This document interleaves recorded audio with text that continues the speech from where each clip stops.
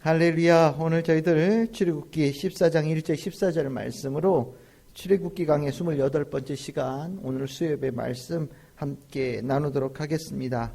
우리 지난 수요일에 출애굽기 13장 17절에서 22절 말씀을 함께 저희들이 나누면서 하나님의 인도하심에 룰이 있다, 이렇게 말씀을 드렸죠.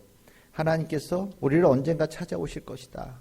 찾아오시는 그 하나님을 따를 준비 되어 있어야 된다.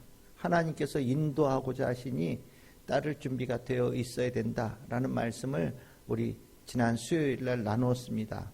설교를 하다 보면 이렇게 같은 맥락으로 이렇게 쭉 갈 때가 있는데, 아마 이번 주일에 예수를 따르는 그 내용과도 여러분들 다 연결되어져서 이미 생각하고 계실 거라는 생각이 듭니다. 하나님께서 우리를 인도하시는 그것에 대해서 우리는 신뢰를 가지고 가는 거지요. 그리고 그 신뢰를 가지고 따라가는 그 모습을 믿음이라고 표현합니다. 그러면 여러분들 이 문제를 한번 생각해 보십시오. 하나님께서 우리를 인도하셨을 때 그 인도하심의 최종적인 목표가 무엇일까요? 하나님께서 우리를 인도하실 때, 하나님께서 우리를 따르라고 명령하실 때, 하나님께서 따르는 자에게 하나님께서 가장 궁극적으로 원하시는 결과가 무엇일까요? 우리가 이 결과에 대해서 간혹 오해할 때가 있어요. 하나님의 인도하심을 잘 받으면 내가 잘 되고 복 받고 뭐 이런저런 내가 원하는 것들 다 응답받고 이런 것으로 인도하심을 생각하는 경우가 있어요. 그러다 보면 인도함을 따라서 갔을 때 내가 원하는 것들의 모습이 나타나지 않는 경우들을 경험하게 되거든요. 그리고 나면 괜히 따라왔어. 누가 나보고 따라가라고 그랬어? 누가 꼬셨어? 누가 속였어? 이런 얘기들을 하게 되거든요. 근데 이것은 하나님의 인도하심의 궁극적인 목표를 몰라서예요. 하나님의 인도하심의 목표는 우리의 원하는 것들을, 내가 바라는 것들을 주시는 데에 목적이 있지 않습니다. 그거보다 훨씬 더 깊어요. 훨씬 더 큽니다. 오늘 이 읽었던 출애굽기 14장 1절에서 14절의 말씀이 뭐냐면 바로 그 하나님의 인도하심이 어떤 성격을 가지고 있는 것인가, 하나님의 인도하심의 궁극적인 목표가 무엇인가에 대해서 알려주는 겁니다. 오늘 이 내용은 실은 중심 메시지는 13절 14절이죠. 하나님의 인도하심을 쭉 쫓아갔을 때 이제 여러 가지 얘기들이 나오는 상황 속에서 모세가 가르쳐 주는 거예요. 두려워하지 말고 가만히 서서 여호와께서 오늘 너희를 위하여 행하시는 구원, 너희를 위해서 싸우시는 그것을 지켜봐라 라는 얘기를 모세가 하는데, 이게 인도하심에 대해서 우리가 가져야 될 자세예요. 그러면 이 모든 과정을 통해서 무엇을 이뤄내시느냐? 하나님의 궁극적인 승리입니다. 하나님께서 궁극적으로 승리하시는 것이고, 그 하나님에 대해서 대적한 모든 이들에 대해서 하나님께서 직접 그들과 맞서 싸우셔서 그들을 패배시키신다는 것이고요. 결국 하나님의 인도하심을 쭉 경험하면서 인도함을 받는 백성들에게 하나님은 뭘 원하시느냐? 하나님 최고. 하나님밖에 없습니다. 모든 영광은 다 하나님께 돌립니다. 이걸 원하는 거예요. 이거 착각을 하면 안 돼요. 내가 하나님 따라서, 예수님 따라서 뭔가 더 많은 것을 얻고 더 풍요로운 것을 누리는 것에 대해서 초점을 맞추게 되어지면 실은 건 하나님과 생각이 다른 거예요. 하나님의 초점은 하나님께 영광을 돌리는 거예요. 그걸 인도함을 받는 과정 내내 이거는 하나님만이 하실 수 있어. 이거는 하나님만이 능력을 베푸셔서 이런 일이 일어나는 거야. 이거는 하나님의 놀라운 그 존재가 드러나는 사건이었어. 하나님께서 우리에게 직접 이것을 보여주셨어. 날마다 깜짝깜짝 놀라는 거죠. 그러면서 하나님 최고, 하나님밖에 없습니다. 하나님께 영광을 돌리는 것, 그것이 하나님께서 원하시는 거예요. 그런 하나님께 대한 감사, 찬양, 이거를 올려드리고 살아가는 자들에게 하나님께서 그들에게 젖과 꿀이 흐르는 땅, 구원의 땅을 선물로 주시는 거지, 하나님의 원래의 목적은 우리에게 무슨 어떤 젖과 꿀이 흐르는 땅, 한 사람 앞에 몇 평의 땅, 얼만큼의 집, 얼만큼의 돈, 이게 아니라는 겁니다. 이걸 우리가 확실하게 이해를 하면 실은 이 출애굽의 이후에서 신명기까지 이어지는 하나님의 그 인도하심의 여정을 이해할 수가 있어요. 그리고 왜 이스라엘 백성들이 하나님한테 그렇게 혼났는지 이해가 되는 거예요. 하나님께서 화내셨을 때 이유는 딱 한 가지예요. 하나님께 영광 돌리는 것이 끊어졌을 때입니다. 하나님께 영광을 돌리지 못하고 하나님께 막 불평 쏟아내고 미워하고 하나님 가라는 대로 가지 않고 어긋난 길로 가는 이런 일들이 이루어질 때마다 하나님께서는 내가 너희들을 인도하는 과정 속에서 원하는 바가 아니야 라는 것을 정확하게 표현해 주신 거거든요. 그러니까 우리가 이 하나님의 인도하심을 하나님께 우리를 찾아오시고 하나님을 따르는 축복을 주셨을 때 우리가 이제 하나님의 은혜를 입어서 따르게 되잖아요. 예수를 따르게 되잖아요. 그 따르는 과정에서 여러분들의 마음속에 항상 무엇이 있어야 되느냐? 하나님께 영광을 돌리는 마음의 자세가 기본적으로 변하지 않고 있어야 되는 거예요. 거기에 무슨 핑계가 있냐고요? 핑계 있으면 안 돼요. 이래서 저래서 이래서 이번엔 안 되겠네요. 내가 이래서 이건 못하겠네요. 내가 이래서 이건 나중으로 미뤄야 되겠네요. 이런 거 없어요. 하나님께 영광을 돌리는데 그것을 못할 이유가 뭐가 있고 그것을 뒤로 미뤄야 될 이유가 하나님께 통할 것 같습니까? 안 통하죠. 근데 우리는 통할 거라는 생각을 가져요. 이런 이유는 하나님께서 이해하지 않으실까? 이런 이유는 하나님께서도 용납해 주시지 않을까? 이런 이유를 하나님께서는 이해해 주시지 않을까라는 생각을 하는데 저는 성경에서 이렇게 읽어보면서 마땅히 하나님께 신령과 진정으로 예배를 올려드리고 영광을 올려드리는데 그것을 하지 않는 것에 대해서 하나님께서 이해하시는 부분을 저는 성경에서 개인적으로 본 데는 없는 것 같습니다. 여러분들은 어떠십니까? 여러분들 성경에서 혹시 그런 예를 보신 적이 있으신가요? 저는 본 적이 없어요.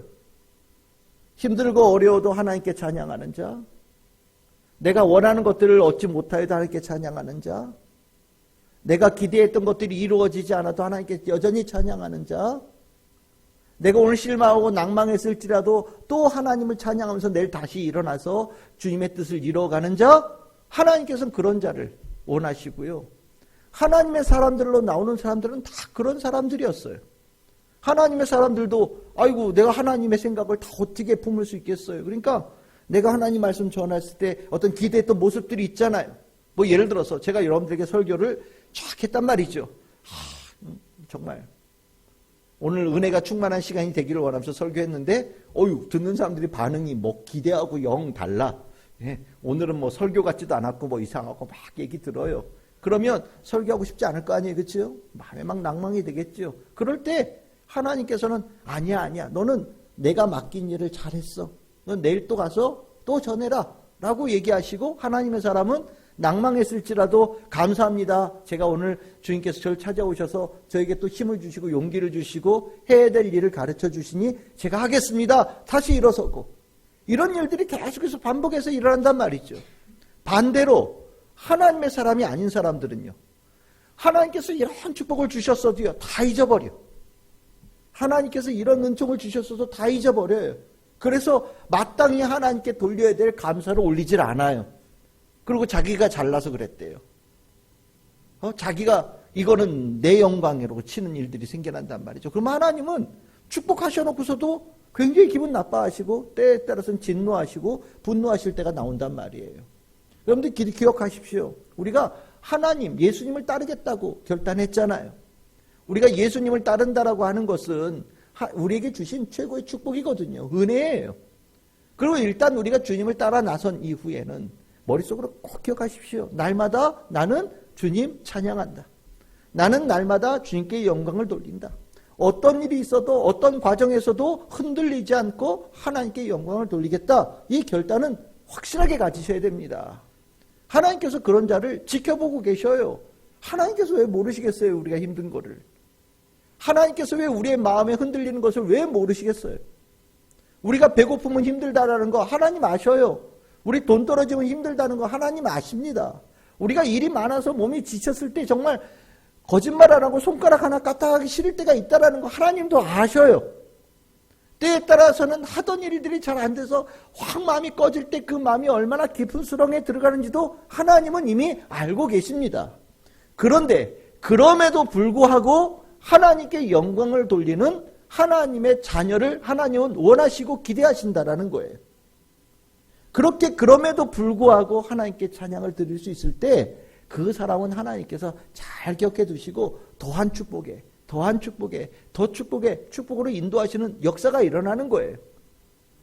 힘들다고 안 하고 어렵다고 안 하고 지쳤다고 안 하고 이해는 하지만 그렇다고 그 핑계대고 안 하는 거는 하나님께서 기뻐하시고 원하시는 모습이 아니라는 겁니다. 오늘 제가 이 말씀을 왜 길게 했느냐. 오늘 하나님께서 인도하시는 데가 참 묘하잖아요. 여러분들 1절에 보시면 모세에게 말씀하시는데 뭐라고 말씀하시죠? 2절에 너희 이제 원래는 그 해변길을 통해서 국제 고속도로를 통해서 제일 빠른 길로 가야 되는데 거기에 애국 군대가 이렇게 지키고 있어서 혹시 전쟁하다가 마음이 훅 무너질까 봐 하나님께서 그 길로 데려가지 않으신다라는 거잖아요. 그래서 하나님께서 모세에게 길을 돌이켜라 이쪽으로 가다가 우회전 하셨던 것 같아요. 우회전에서 가시는데 그 우회전에서 가는 길이 어디냐면 참 재밌죠. 여러분들 2절 끝에 보시면 뭐라고 하냐. 바닷가에 장막을 치겠다라고 얘기하십니다. 아니 길이 아니라 바닷가로 데리고 가신 거예요. 바닷가는 어디 있습니까? 길이 없는 데잖아요. 멀쩡하게 길이 있는 데는 뭐 군대가 지키고 있어도 가서 싸우면서 어쨌든 뚫고 나갈 방법이라도 있는데 바닷가는요 길이 없는 데예요. 길이 없는 대로 하나님께서 이스라엘 백성들을 위해서 데리고 움직이셨다라는 거예요. 그 모습이 사람들이 봤을 때는 도무지 이해할 수 없는 인도함이죠. 그러니까 길 잘못 접어들었구나 라고 보는 거예요. 그래서 여러분들 3절에 바로가 이 부분에 대해서 평가했다라는 겁니다. 뭐라고요? 그들이 그 땅에서 멀리 떠나 어떻게 됐다고요? 광야에서 갇힌 바 되었다. 진퇴양난이라는 거예요. 어디로 가야 돼? 가야 될 길이 없는 막다른 골목에 그들이 갇혔다라고 표현하는 거예요. 아니 하나님께서 인도하셨다는데 왜 그런 데로 인도하셔요? 참 신기하죠. 근데 제가 봤을 때 이런 데로 인도하시는 게 하나님의 룰이에요. 하나님이 큰 도로 뻥 뚫린 길 남들도 다 하는 길로 인도하시질 않더라고요. 많은 경우에 정말 하나님께서 사랑하는 자들에게 길이 없는 데로 데리고 가세요. 막힌 길로 데리고 가세요. 도저히 성공할 수 없는 그 자리로 데리고 가시는 거예요. 이 모습이 정말 이해가 되지 않지요. 이 모습은 실은 세상에서 볼 때는 바로의 눈으로 볼 때는 완전한 실패의 자리입니다. 이 실패의 자리에 들어갔을 때 4절에 보시면 하나님께서 모세에게 말씀하시는 거예요. 내가 이 길을 가는 이 길이 막다른 길인지를 내가 안다. 이 길을 가는 것을 보면서 바로가 쫓아올 거다. 그 쫓아오는 것을 내가 알고 이미 다 알고 모든 것을 다 계획한 곳 가운데서 내가 일부러 너희들을 이곳으로 인도하는 것이니까 걱정하지 말고 가거라 라고 명령하시는 거예요. 그래서 여러분들 4절 끝에 뭐라고 얘기합니까? 무리가 그대로 행했다. 하나님께서 인도하시는 그대로 막힌 길로 가는 길이라는 것을 모세는 알고 있으면서도 그 길로 주저하지 않고 갔다라는 겁니다. 실은 모세는 자기 인생의 막다른 골목을 경험해 봤잖아요. 하나님께서 모세를 계속해서 막다른 골목에다 집어넣었어요. 심지어는 여러분들 아시잖아요. 애굽 땅에 들어올 때 하나님께서 하나님 사자를 보내셔서 모세 죽이려고 했잖아요. 그 아내가 표피를 베가지고 피 내게 해가지고 겨우 모세를 살린 일도 있었잖아요. 이런 일들이 모세는 수도 없이 경험해서 그런지 몰라도 막다른 길로 인도할 때 눈도 꿈쩍하지 않고 갑니다. 이게 하나님의 사람이 됐다라는 거예요. 왜요? 막다른 골목으로 가도 하나님에 대한 신뢰가 사라지질 않아요. 하나님을 찬양하는 거예요. 그 길로 인도하시는 이유가 있기 때문에 가는 거예요.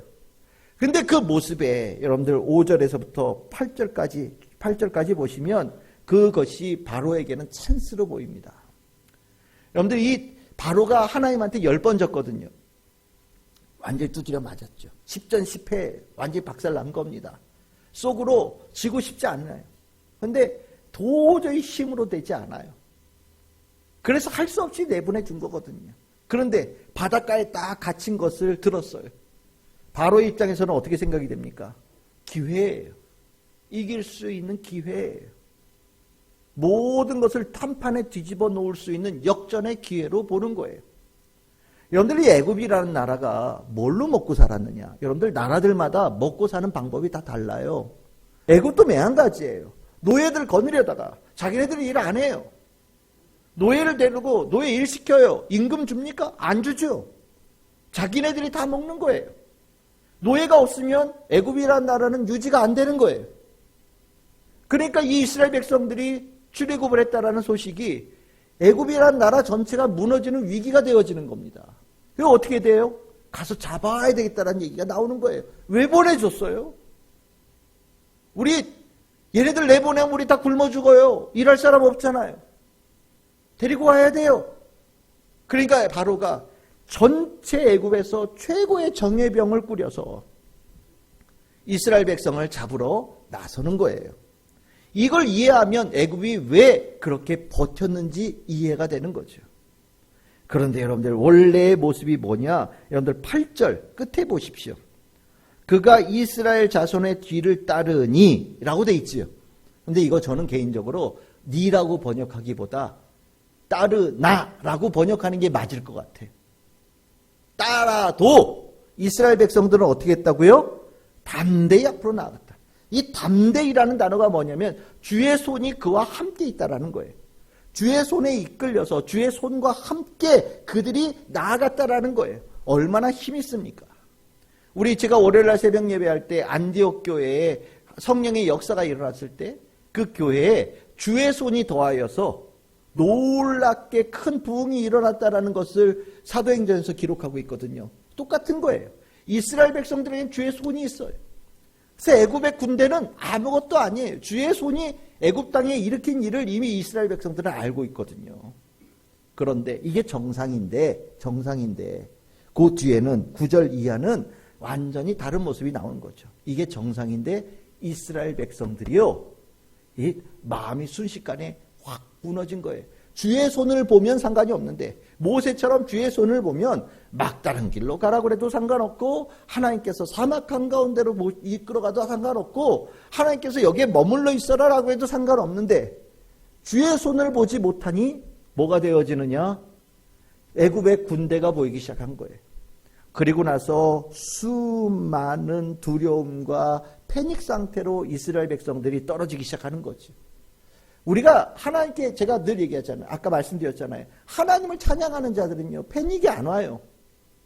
어떤 어려움 속에서도요, 하나님을 찬양하는 것이 이 안에 완전히 삶의 자세로 딱 굳건하게 서 있는 사람은 어려움이 있어도 그것으로 해서 두려움에 깊이 빠지고 완전히 낭망해서 주저앉고 쓰러지고 이런 일이 일어나지 않아요. 그런데 하나님을 찬양하는 것이 확고하게 서 있지 않은 사람들은요, 세상이 보일 때, 그 세상이 나를 죽이려고 하는 것을 보일 때 순식간에 완전히 무너지는 자가 되어지거든요. 그리고 나면 이런 얘기하죠. 괜히 교회 갔어. 괜히 예수 믿는다고 그랬어.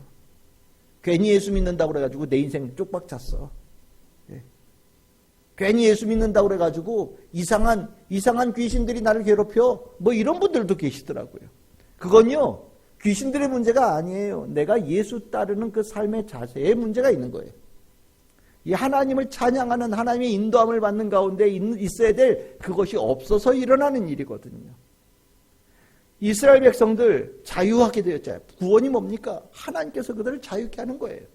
하나님 외에 세상의 그 어떤 것도 이스라엘 백성들을 지배하지 못하도록, 괴롭히지 못하도록 하나님께서 보호하시는 거예요. 이게 구원이거든요. 죽음으로부터 건져낸 생명, 하나님 안에 있게 하는 거고요. 세상의 압제로부터 벗겨내서 하나님의 통치 아래 있게 하는 것이 구원이거든요. 근데 이스라엘 백성들 어떻습니까? 어려움이 오니까 노예 근성이 있는 그대로 나와요.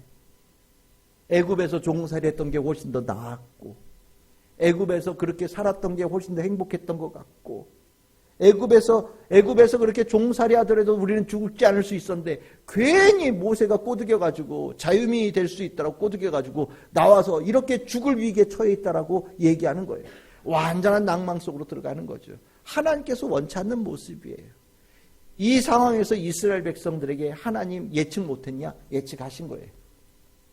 낭망할 수 있다라는 걸 알고 계십니다.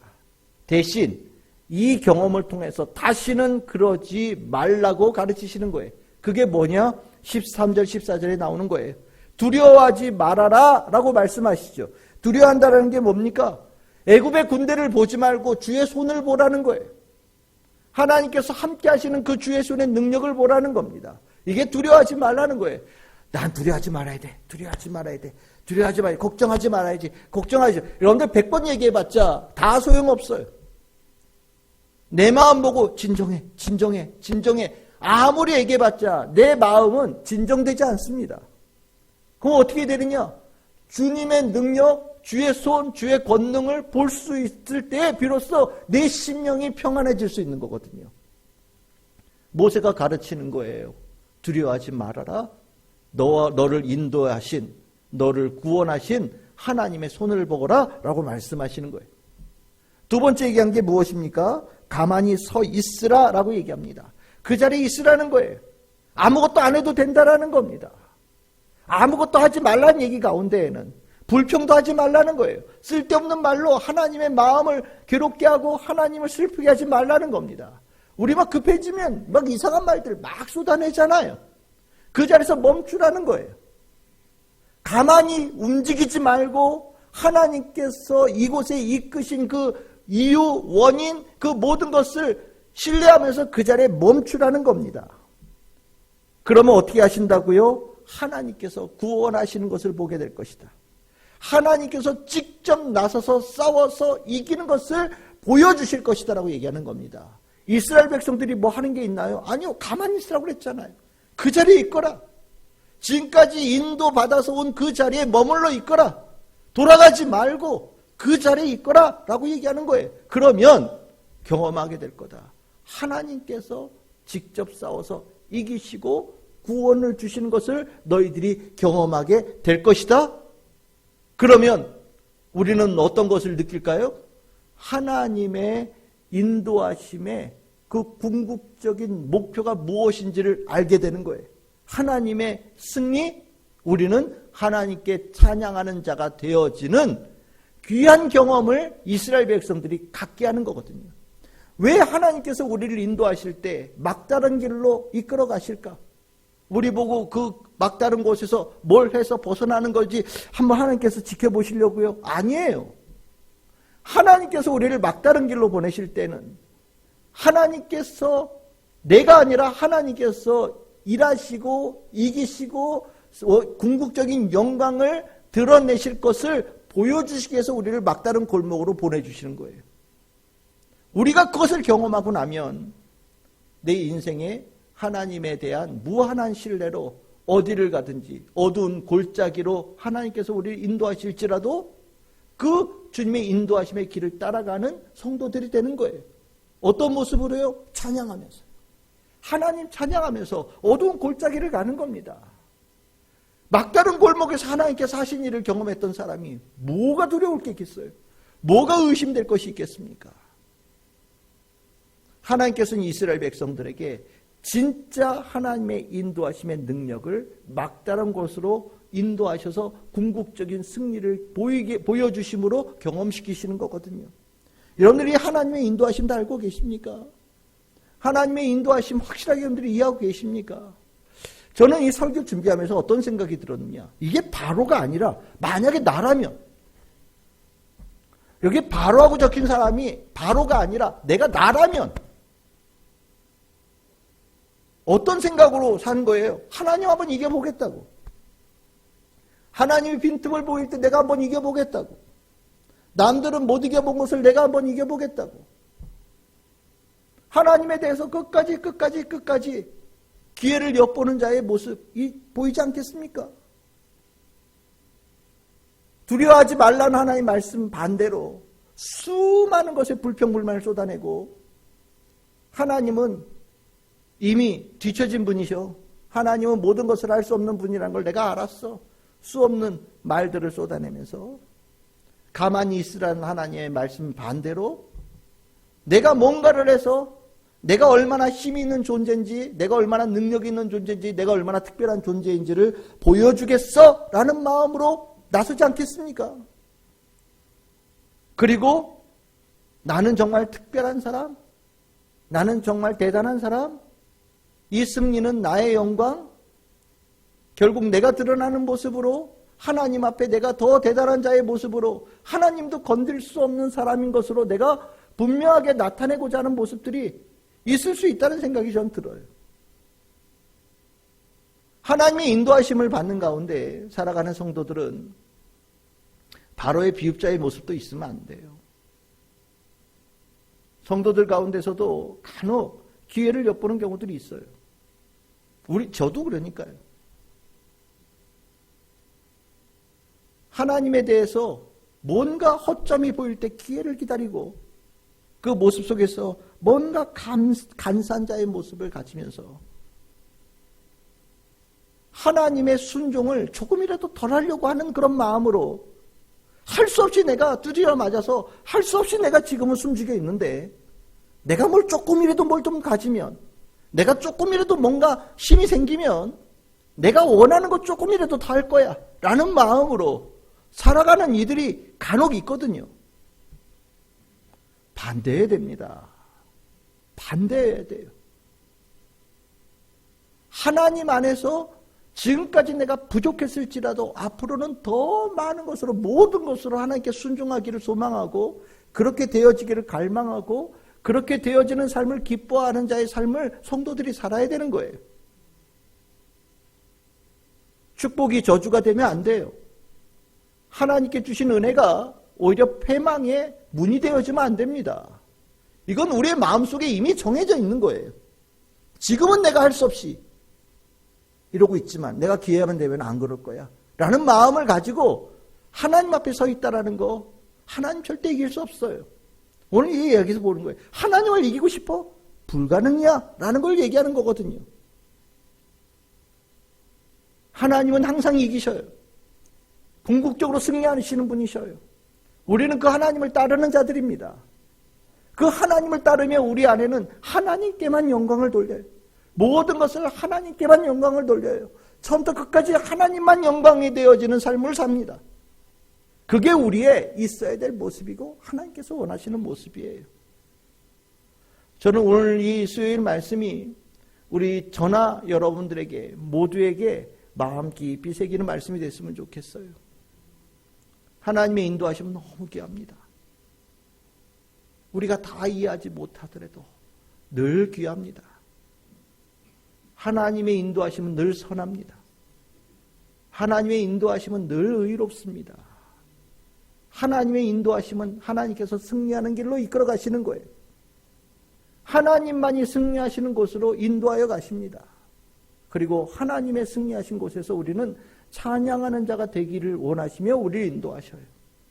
여러분들이 살아가는 오늘이 그랬고 내일도 그럴 것입니다. 우리 참 즐거운 게 모든 성도들 하나님의 인도하심을 받으며 날마다 주님 찬양하고 주님의 승리를 체험하고 살아가는 복되고 복된 우리 성도들 다 되시기를 주님의 이름으로 축복합니다.